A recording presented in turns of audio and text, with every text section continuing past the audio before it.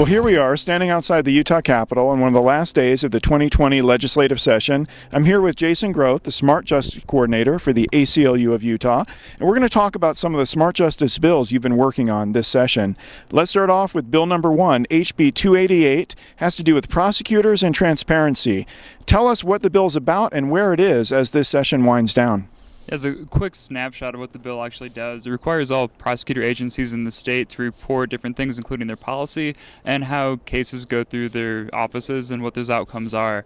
This includes your local prosecutor, so your county attorney, your district attorney, what their office does locally within your county, but also requires the AG's office, the Attorney General's office, to report their outcomes as well in criminal cases. And this allows us to better understand exactly what happens in our prosecutor offices. Generally, we don't have access to that data right now.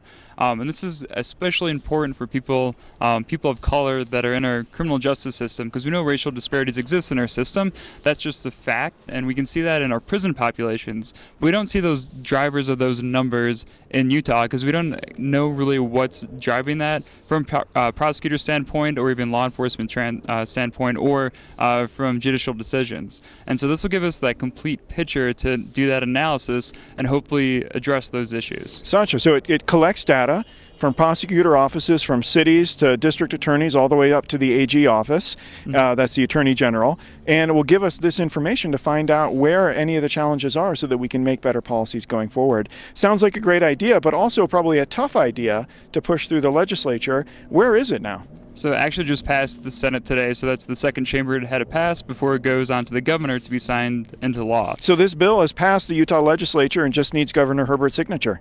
It has, and that is true. Wow, and who was the sponsor of this bill? So this was Marcia Judkins. She's a representative out of Provo.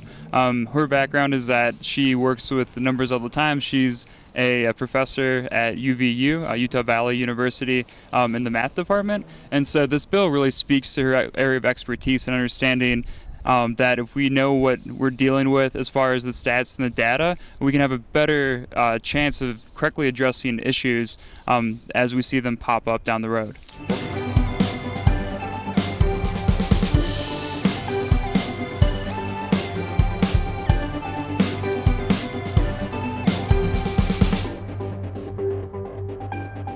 There's a couple things that changed recently, so. Yeah, let's start all over again. Okay, ready?